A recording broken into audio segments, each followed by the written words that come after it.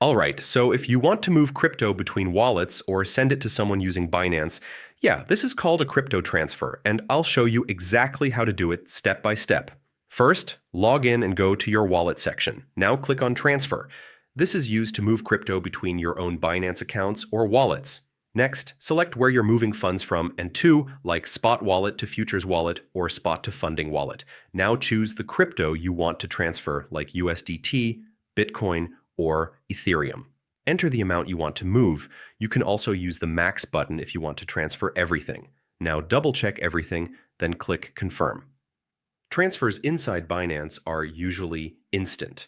If you're sending crypto outside Binance, paste the wallet address carefully and choose the correct network before confirming. And that's it. You've successfully transferred crypto on Binance. Just always double check wallet addresses and networks because mistakes can't be reversed.